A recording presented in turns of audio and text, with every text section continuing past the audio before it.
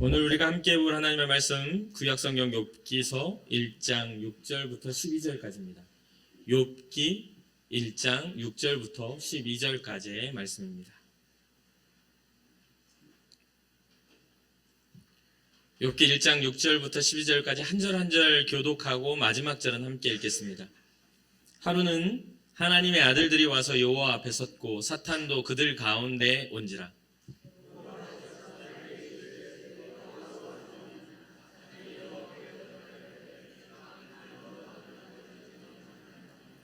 여호와께서 사탄에게 이르시되 내가 내 종 욥을 주의하여 보았느냐? 그와 같이 온전하고 정직하여 하나님을 경외하며 악에서 떠난 자는 세상에 없느니라.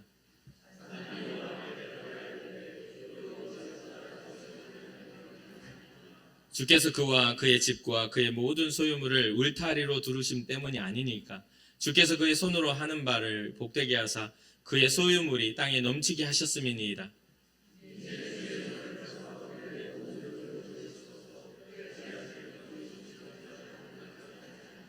함께 읽겠습니다. 여호와께서 사탄에게 이르시되 내가 그의 소유물을 다 내 손에 맡기노라. 다만 그의 몸에는 내 손을 대지 말지니라. 사탄이 곧 여호와 앞에서 물러가니라. 아멘. 여러분들 악몽을 꾸신 적이 있으십니까? 다들 한 번씩 있으시겠죠. 가위도 눌려보셨을 수도 있고 그렇죠. 그럼 악몽 같은 삶을, 악몽 같다고 생각하는 삶을 경험한 적이 있으십니까? 이게 이런 일이 내게 일어나지 않았어야 되는데 일어난 그런 악몽 같은 삶. 몇 년 전에 저는 사랑하는 사람이 사자에게 물려 죽는 꿈을 꾼 적이 있습니다. 실제가 아니에요. 꿈속에서 악몽이란 말이죠. 사랑하는 사람이 제가 물려 죽는 게 아니라 사랑하는 사람이 사자에게 딱 물린 거예요. 근데 많은 사람들이 있는데 갑자기 사자가 딱 나타나더니 꿈속에서 쫓아가는 게 꼭 내 사랑하는 사람만 쫓아가는 거죠. 그래가지고 이렇게 그 사랑하는 사람을 딱 물었어요. 근데 저는 꿈속이니까 삼손에 빙의해가지고 그 사자를 때려 죽였어요, 제가. 대단하죠? 네. 꿈속이니까. 막 그 사자가 무는 모습을 보고 막 안타까워가지고 막 쫓아가가지고 막 사자를 막 붙잡고 두드러 패고 하는데 이게 악몽인 이유가 뭐냐면 사자가 죽을 때까지 사랑하는 사람을 물어뜯어서 결국은 같이 죽어버리고 만 겁니다. 꿈속에서요, 진짜가. 근데 이게 얼마나 생생했는지 새벽 2시 반에 막 몸부림치다가 그 꿈속에서 깼어요. 새벽 2시 반에. 그래가지고 한 2, 3분 정도를 이게 무슨 일인가 정신이 안 돌아오잖아요. 꿈에서 잠에서 막 깼으니까. 멍하니 이렇게 있다가 이 꿈이라는 사실에 안도하면서 한숨을 푹 쉰 적이 있습니다. 정신이 돌아오니까 꿈이었구나. 아유, 다행이다. 이런 생각, 여러분 그런 꿈 꿔본 적 있으시죠? 제가 이 인천 궁극교에 왔어도 제가 어느 날은 이렇게 잠을 자고 있는데 제가 막 했는데 제 아내가 목사님 하면서 잠을 자고 있는데 갑자기 제 아내가 저를 목사님 꿈이에요. 그래서 꿈이야 하면서 했는데 왜 저를 이렇게 했냐면 제가 잠을 자다가 안 된다고 막 울더래요. 안 된다고 거기 가면 죽는다고 하면서 소리를 내면서 말을 하면서 막 우니까 꿈을 꾸는데 막 우니까 새벽인데 아내가 깜짝 놀래가지고 저를 목사님 꿈이에요. 편안히 자세요. 주무세요. 꿈이에요. 이러면서 저를 이렇게 깨워주더라고요. 악몽은 우리의 의지와 상관없이 불행이 닥쳐오죠. 분명히 이겨낼 수 있는 것 같은데도 악몽은 거기서 벗어나지를 못합니다. 근데 이 악몽에 대해서 이제 몇 년 전에 꿨던 이 사자가 와서 물어뜯는 그 사랑하는 사람을 무는 그 악몽을 꾸면서 곰곰이 생각해보니까 너무 뜬금이 없는 거예요. 너무 그 상황과 상관없이 이게 뜬금이 없는 거예요. 아니 멀쩡한 꿈 속에서 갑자기 사자가 나올 것은 무엇이며 쫓아가서 물어뜯는 게 꼭 내가 사랑하는 사람을 물어뜯는 이유는 또 뭐냐 이거예요. 그래가지고 결국에는 그 사자를 내가 죽이긴 했지만 사랑하는 사람도 죽어버린 상황들 보면서 딱 잠에 깨서 혼자 생각을 하다 그런 생각이 들었습니다. 베드로전서 5장 8절을 보면 이런 말씀이 나와요. 근신하라 깨어라 너희 대적 마귀가 우는 사자같이 두루다니며 삼킬 자를 찾나니. 성경에 기록되어 있는 이 일들이 우리에게 악몽처럼 이루어지는 일에 대한 경고잖아요.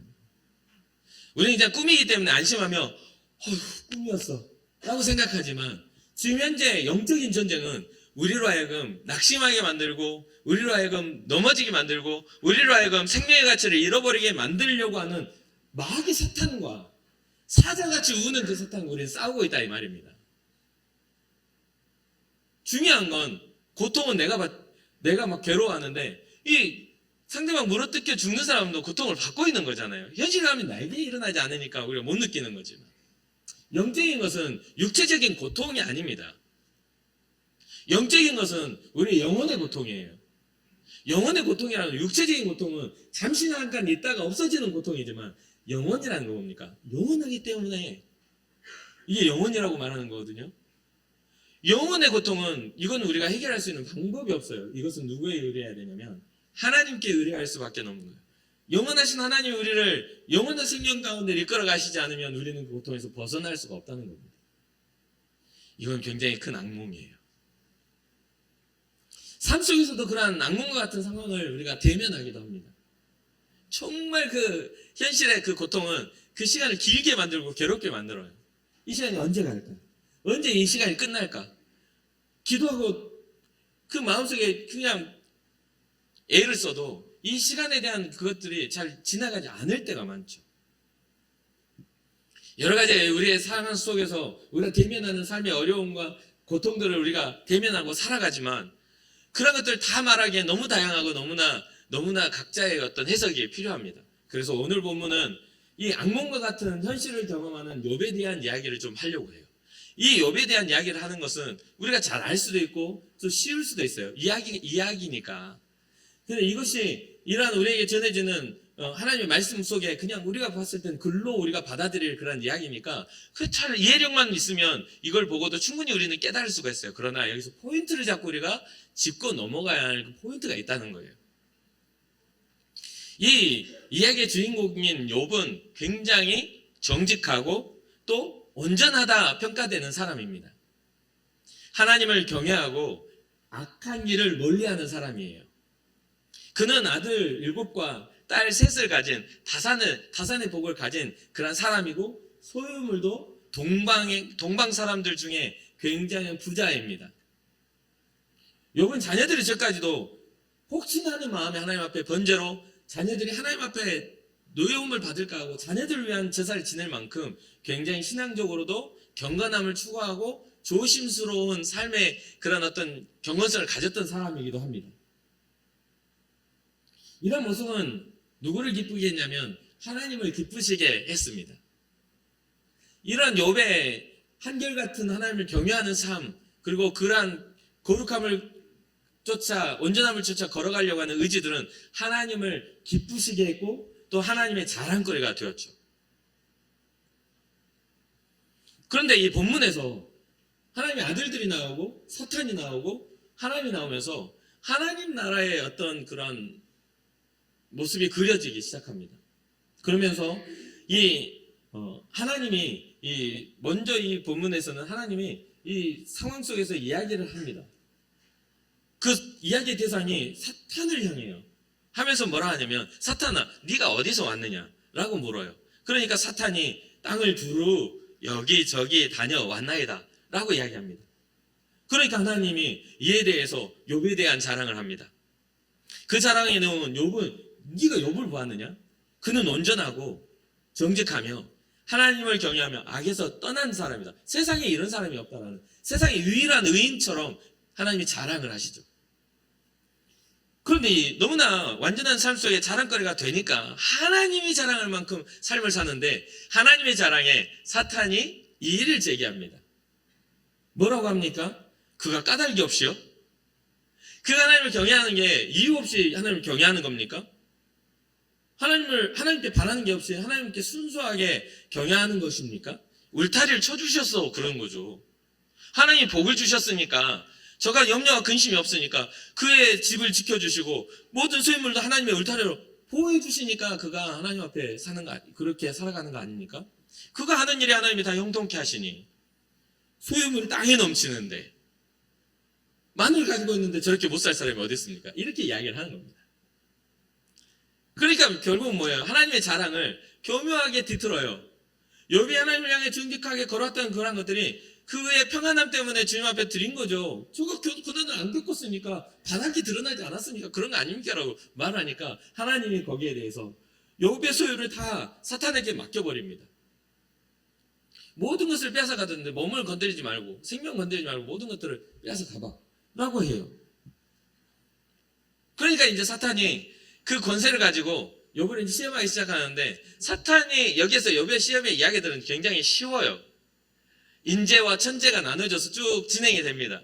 쉬워요. 어렵지 않아. 그런데 사탄이 이 욥을 시험하는데 결론을 맺으려고 하는 게 뭐였냐가 중요한 거죠. 욥을 어떻게 넘어뜨리려고 할 것인가. 이런 걸 다 사탄이 빼앗아 가서 이 욥을 어떻게 넘어뜨리려고 하는가. 그게 바로 11절에 나와요. 이제 주의 손을 펴서 그 모든 소유물을 치소서. 그리하시면 틀림없이 주를 향하여 욕하지 않겠습니까? 그리하면 틀림없이 뭐 한다고요? 하나님을 욕할 거라고요. 이게 사탄이 지금 현재 욥에게 내리는 시험의 결과입니다. 믿음의 시련이 올 때 사탄이 요구하는 건 그거예요. 하나님을 원망하고, 하나님을 욕하고, 하나님은 살아계시지 않다 하고, 하나님은 선하지 않다 하고, 이런 것들을 사탄이 요구를 하고 있는 겁니다. 우리에게도 마찬가지죠. 신앙생활에 있어서. 그래서 이제 어쨌든 욥의 고난은 시작이 됩니다. 먼저는 소유에 대한 것들이 이제 하나씩 뺏겨갑니다. 1장에 기록된 고난이죠. 먼저 인재입니다. 인재. 사람으로 인하여 재난을 받는 거예요. 스바 사람들의 약탈로 인해 가축들을 빼앗기고 종들이 죽었다라는 것을 한 살아있는 종이 와서 이야기를 하죠. 근데 그 말이 다 전하기 전에 또 다른 일꾼이 옵니다. 이제는 하늘에서 천재가 일어나요. 하늘에서 불이 떨어져서 이 양떼와 목동을 다 살라버렸다라고 천재지변을 이야기를 합니다. 그 말이 다 끝나기도 전에 또 다른 일꾼이 달려옵니다. 그러면서 또 인재, 사람으로 인한 재난을 이야기합니다. 갈대아 사람 세 무리가 갑자기 낙타떼기에 달려들어서 모두 끌려가고 종들은 죽임을 당했습니다. 라고 하고 또 인재가 또 등장해요. 그리고 또 천재지변이 또 일어납니다. 무슨 말이냐면 마다들의 집에서 자녀들이 잔치를 벌이고 있는데, 포도주를 마시고 잔치를 벌이고 있는데 강풍이 불어 집이 무너져서 모두 죽게 되었습니다. 이건 진짜 사면 초가예요. 사람 재난도 일어나고 천재지변도 일어납니다. 그래서 자기가 가지고 있는 욥의 소유가 다 사라집니다. 다 없어져요. 기반이. 얼마나 무서운 일입니까? 모든 게 다 무너지고 모든 게 상실돼요. 그러니까 이러한 상황을 맞이한 욥은 어떻게 해야 되죠? 옳다구나 춤춰야 됩니까? 다른 사람도 당하는 고난 나도 당해서 내가 믿음을 증명하겠구나 이렇게 생각할 사람은 세상에 아무도 없어요. 그 사람은 믿음이 없는 거예요. 그 사람은 현실적이지 않은 사람이에요. 오히려 욥은 어떻게 하냐면요, 슬퍼해요. 당연한 겁니다. 자녀가 죽었는데 웃고 있을 부모는 없어요. 모든 걸 빼앗기고 모든 걸 약탈당하고 모든 것들이 상실됐는데 웃고 있을 사람은 없어요. 실성하지 않은 이상은 불가능해요. 미치지 않는 이상은 불가능하다고. 근데 욥은 슬픔으로 겉옷을 찢고 머리털을 밀고 땅에 엎드렸다고 나옵니다. 그런데 놀라운 욥의 반응이 기록이 돼요. 여기까지는 정말 슬픔에 대한 반응이잖아요. 그렇죠? 내 옷을 찢고, 얼마나 슬픈 일이에요. 내 자녀들이 죽었다는 이야기들이 막 찢을 이야기잖아요. 그리고 찢고 자기 머리털을 내가 하면서 머리털 다 밀고 땅에 엎드려요. 근데 그때 엎드린 이후에 욥은 우리에게 강력한 메시지를 전해줍니다.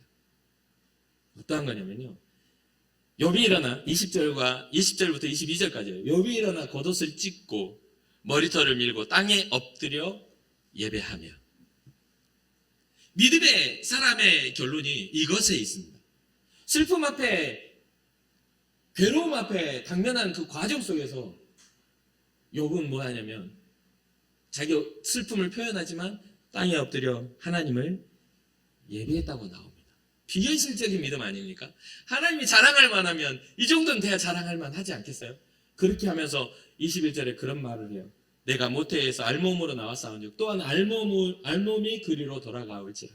주신 이도 여호와이시오 거두신 이도 여호와시오니 여호와의 이름이 찬송을 받을 자다. 예배하며 찬양합니다. 정말 놀라운 메시지를 우리에게 전해주죠. 그러면서 1장의 마지막 절이 이렇게 22절이 이렇게 1장을 마무리합니다. 이 모든 일에 욥이 범죄하지 아니하고 하나님을 향하여 원망하지 아니하니라. 범죄하지 않고 원망하지 않는다. 그리고 마귀는 지금, 사탄은 지금 뭐를 말하고 있어요? 하나님 욕하고 하나님 원망하고 하나님 앞에 모든 책임을 돌리고, 내가 기도했는데 응답도 안 해주시고 나의 삶을 내가 경외했는데 나를 이렇게 저주하신다고 해야 되는데 욥은 그렇게 하지 않았다.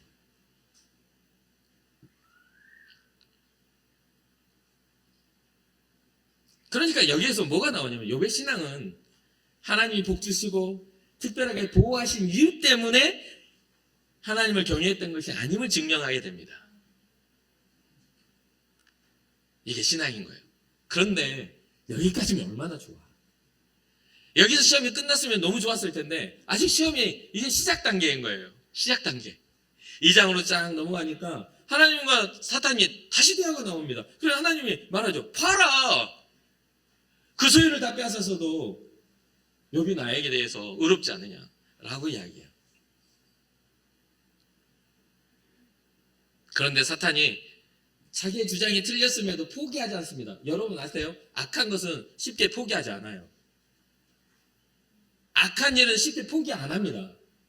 제가 교회 생활을 해봐도요, 악한 일을 하는 사람들은요 쉽게 포기 안 해요.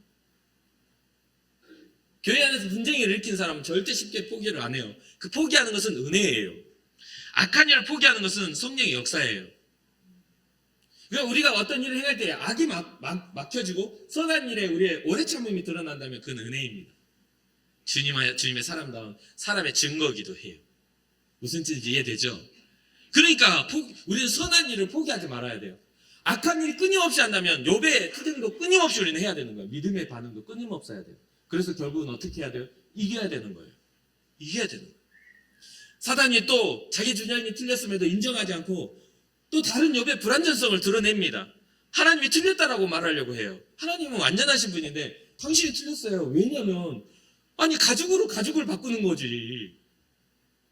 가치가 같은 것으로 바꾸는 이유, 생명과 물질을 바꾸지 않으면 물질 좀 했다고 해가지고 생명이 보호받으니까 저는 그냥 안전하니까 그런 거 아닙니까? 건강 아직 남아있잖아요. 생각 아직 멀쩡하잖아요. 괜찮잖아요. 그러니까 그 가치를 아직 못 느끼고 있는 거죠. 라고 이야기해요. 가치가 비슷한 것이야말로 서로 바꿀 수 있는 그 고난의 무게가 약해서 그러는 거예요. 라고 하는 거죠. 그러니까 욥이 소유를 다 잃고 자녀들을 다 잃었어도 그가 자신의 생명을 위협당하지 않았기 때문에 그의 신앙과 경건을 유지하는 것 아니겠는가라는 주장을 사탄이 합니다. 사탄의 이런 제안에 하나님은 다시 욥을 사탄의 손에 맡겨버립니다. 생명만 해하지 말아라. 얼마나 가혹해요. 믿음을 증명하기 위해서 이런 대가를 지불해야 된다고요? 그러면서 사탄은 먼저 욥에게 극한의 육체적인 고통을 줍니다. 욥을 쳐서 발바닥에서 정수리에까지 악성 종기가 나게 하고, 욥은 재 가운데 앉아가지고 질그릇 조각으로 재를 뒤집어 쓰고 질그릇 조각으로 자기 몸을 막 긁게 돼요. 아주 비참하게 이를 떠옵니다. 방금 전만 해도 좋은 옷과 건강한 몸과 많은 재산과 정말 풍성한 자녀들까지 있었는데 한순간에 다 잃어버리고 건강까지 전부 잃게 된 거죠. 그런데 성경에 보니까 이 악성 종기에 대한 이야기가 나오거든요. 신명기 28장에는 우리가 잘 아는 들어와도 복을 받고 나가도 복을 받는 축복장이라고 이야기를 해요. 근데 그것이 지나간 후에 저주에 대한 이야기가 나오거든요. 근데 이 저주에 대한 이야기가 나올 때 신명기 28장 35절에 이런 말이 나옵니다. 여호와께서 내 무릎과 다리 사이를 쳐서 고치지 못할 심한 종기를 생기게 하여 발바닥에서부터 정수리까지 이르게 하시리라. 하나님을 거역하고 하나님 앞에 징계를 받는 사람들이 이러한 일들이 일어나게 할 거라는 이 종기, 악성 종기의 징계가 이 나온단 말이죠. 그럼 뭡니까? 욥의 그 상황들이 어떤 이유로? 하나님 앞에 온전히 살지 못한 이유로 받은 징계가 모양이 같은 겁니다. 천재예요, 천재. 하늘 내리는 아주 그냥 하늘이 놓여서 주는 그러한 재난과 같은 일을 당하고 있는 거죠. 사탄은 욥에게 일어난 질병이 악인으로서 받는 저주의 모양을 띠게끔 만들어서 욥의 어디까지도 육체뿐만 아니라 어디까지 공격하고 있어요? 그의 정신까지도 공격하고 있어요. 이래도 네가 하나님을 욕하지 않을 거야? 라고 하는 나의 자존감과 나의 정체성까지도 무너뜨리고 있는 겁니다. 이제 그 살아왔던 선한 삶을 부정당하게 만드는 겁니다. 내가 이렇게 선한 삶을 살았는데도 나를 이렇게 하신다고요? 라고 생각할 수 있는 상황들이죠. 가진 것을 다 잃었어요. 생명보다 소중했던 자녀들도 다 잃었어요. 그리고 이제까지 살아왔던 삶의 명예도 빼앗기고 있는 상황입니다. 제에 앉아서 몸을 긁고 비참하게 그 종기의 진물을 뒤집어 쓰고 있는 모습. 그런데 이제 남은 건 뭐가 있습니까? 아직도 남은 게 있어요. 욥에게는. 뭐가 남았죠? 생명은 남았고, 그거 말고, 그건 근본적인 거니까 아내가 남아있어요. 다 잃어버리고 재산도 잃고 자녀도 잃고 건강도 잃었는데 나를 지켜줄, 내 삶을 증명해줄 아내가 남아있잖아요. 욥이 얼마나 정직하게 살았는지를 레아는 알 거 아닙니까? 얼마나 이 욥이 정말 이 훌륭한 사람인지를. 그런데 이 마지막 남은 아내마저도 욥을 향해 저주합니다. 왜 그랬나 했더니, 왜 이랬지? 라고 했더니 모든 재산을 잃고 자녀를 잃어버리고 그 남편의 어떤 건강과 그런 권위를 잃어버리는 그 모든 고통 속에 아내도 포함되어 있는 거예요. 엄마에게도 자기의 자녀고요. 삶의 배경과 바탕도 누구의 거예요? 나의 거였었던 거예요. 남편의 소유지만 부부의 소유였던 거죠. 그런데 그 모든 것들이 무너지고 자녀도 모두 잃어버린, 자녀를 잃어버린 엄마의 마음은 진짜 독하기 그지 없는 거지. 이제 눈이 뒤집혔어요. 아내가. 그래가지고 2장 9절에 뭐라고 나왔냐면, 그의 아내가 그에게 이르되 당신이 그래도 자기의 온전함을 굳게 지키느냐? 하나님을 욕하고 뭐하라? 죽으라. 마귀는 단순하게 하나님을 욕하게끔 욕을 했지만 아내는 욕하고 좋은 말을 하니까 죽으라 하지. 소에서부터 열이 올라와 있는데 하나님을 욕하고 죽으세요. 이런 사람이 어디 있어? 아주 독사눈 뜨고 아주 그냥 하나님 욕하고 뒤져버려! 그런 상황인 거예요. 그런데 그러한 상황 속에서도 욥은 하나님을 원망하지 않습니다.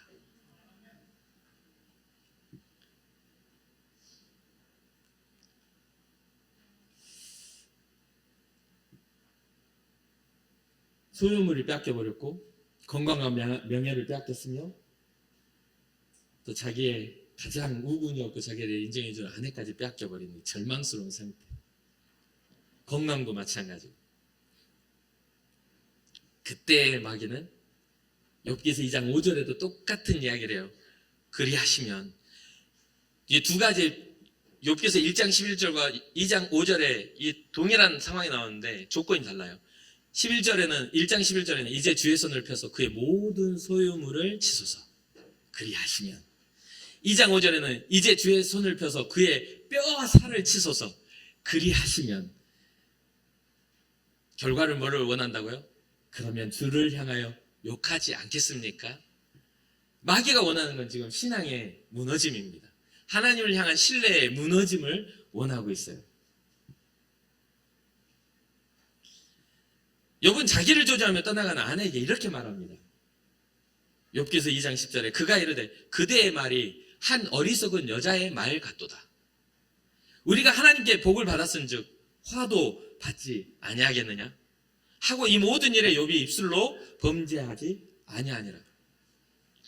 여러분, 우리의 신앙이 자꾸만 삶의 번영에 있으니까 내 것을 빼앗기면 하나님 앞에서 내가 사랑받지 못한다는 착각을 합니다. 그런데 성경을 잘 여러분들이 관심 있고 읽어보세요. 주님 앞에 신앙생활을 온전히 잘했던 사람들이 삶의 번영을 이뤘던 사람도 분명히 있습니다만 그들의 삶에 고난이 없었는지, 믿음을 지키기 위한 고난이 얼마나 가혹하게 그들에게 찾아왔었는지를 기억해 보시기 바라요.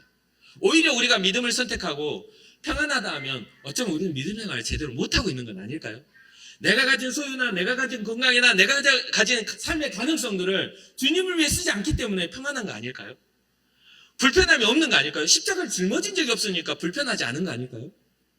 여러분들이 아침에 일어나고 저녁에 잠이 들 때 아무런 영적 부담감이 없기 때문에 하루가 평안한 건 아닌가요? 불편함이 하나도 없는 겁니다. 왜요? 주님 앞에 드릴 헌신이 없기 때문에, 두려움이 없기 때문에. 그래서 제가 제 아이들에게 항상 이야기를 합니다. 너 IQ 안 높아도 돼. 너 EQ 공감 능력 좀 떨어져도 돼. 그런데 그거 하나만은 분명히 해라. 인성은 훌륭해져라. 머리가 안 좋아도 되고 탁월한 공감 능력이 없어도 인성을 가져라. 탁월하다는 거예요, 의미예요. 결여된 거 말고 적당한 IQ, 적당한 이런 어떤 공감 능력은 있어야죠. 그게 없으면 사이코패스나 소시오패스지. 그래, 있어야 돼요. 근데 인성은 언제냐, 어떤 거냐면요. 참된 인성은 하나님의 생기가 불어넣어졌을 때. 하나님이 우리의 창조의 섭리를 따라 우리를 지으셨던 그때의 인성을 의미합니다. 하나님이 잃어버렸던 죄 가운데 하나님 앞에 멸망받고 사망의 권세에 사로잡힌 삶의 인성이 아니라 진짜 다시 오실 주님이 있기에 선한 양심을 갖는 것. 다시 오실 주님이 없으면 선할 필요가 뭐가 있어요. 제가 주님이 다시 오시지 않는다면 여러분들한테 잘할 필요가 뭐가 있어요. 세상에 사는 삶이처럼 뭐 이렇게 한 사람처럼 그냥 거짓 선지자로 잘 살면, 잘 먹고 잘 살면 되지. 안 그렇습니까? 주님이 안 오시는데 뭐하러 선하게 살아요. 한 번뿐인 인생인데 어떻게 해서든지 잘 먹고 잘 살면 되지. 그런데 우리는 그렇지 않잖아요. 우리는 우리 주님이 오시는 그때를 기다리는 사람들이에요. 그래서 우리는 회복돼야 하는 겁니다. 무엇이 회복돼야 되냐면 세상에서 이해되지 않는 진짜 인성을 가진 사람들로, 예수 그리스도의 사람들로. 왜 그 길을 걸어가셨습니까? 꼭 그 십자가를 지셨어야만 됩니까? 했을 때 주님은 이해되지 않는 그 길을 걸어가시며 십자가를 지시며 우리를 살리신 그 길을 우리는 따라가는 사람들이야 이 말이에요. 그것이 훼손되지 않기 위해서 우리는 살아가야 됩니다. 어리석은 그러한 일과 같다라고 이야기를 하며 이 욥이 오히려 자기를 저주하는 아내를 어리석다 말합니다. 끝까지 뭘로? 입술로 범죄하지 않았다. 그러니 여러분, 사랑하는 성도 여러분, 입술을 통하여 신앙의 고백이 아닌 것들을 멈추셔야 돼요. 은혜 없는 말은 멈춰야 됩니다. 그게 바로 열매가 되기 때문에. 열매가 되기 때문에. 우리나라의 지성을 대표하는 그런 이어령 박사님 혹시 기억하시죠? 이제는 돌아가셨는데, 이어령 박사님이 자신이 이제 암에 걸려, 암 선고를 받고 죽을 병에 걸렸을 때 마지막 인터뷰에서 이런 이야기를 합니다. 잘 한번 읽어드릴 테니까 한번 들어보세요. 창을 열면 차가워진 산소가 내 폐 속 깊숙이 들어와요. 이 한 호흡 속에 얼마나 큰 은총이 있는지 나는 느낍니다. 지성의 종착점은 영성이에요. 지성은 자기가 한 것이지만 영성은 오로지 받았다는 은혜, 깨달음입니다. 죽음의 형상이 검은 옷을 입고 저승사자처럼 올지, 아니면 온갖 병원에서 튜브를 타고 그 휘감은 그런 침상의 환자로 올지 나는 몰라요. 내가 느끼는 죽음은 마른 대지를 적시는 소낙비나 조용히 떨어지는 단풍잎이에요. 때가 되었구나. 겨울이 오고 있구나. 죽음의 계절처럼 오고 있구나. 그러니 내가 받았던 빛나는 선물을 나는 돌려주려고 해요. 침대에서 깨어 눈 맞추던 식구, 정원에 울던 새, 어김없이 피던 꽃들, 원래 내 것이 아니었으니 돌려보내요. 한국말이 얼마나 아름다워요? 죽는다고 하지 않고 돌아간다고 합니다.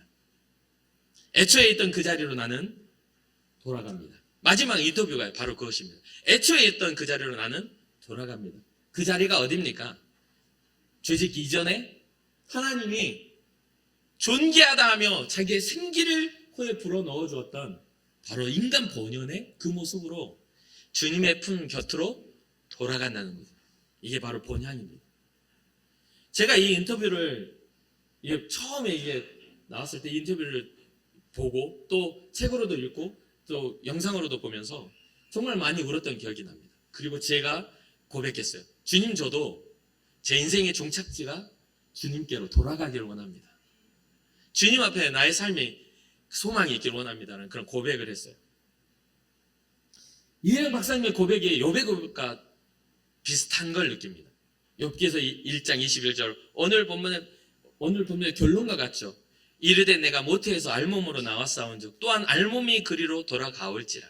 주신이도 여호와시요 거두신 이도 여호와시오니 여호와의 이름이 찬송을 받으실지니이다 하고. 사랑하는 성도 여러분, 우리의 믿음의 여정 어떤 스토리 욥과 다를 수 있어요. 그러나 우리가 마주하는 어떤 삶의 어려움과 삶의 두려움은 아마 욥과 비슷한 모습으로 결국은 죽음으로 우리에게 다가오게 될 것입니다.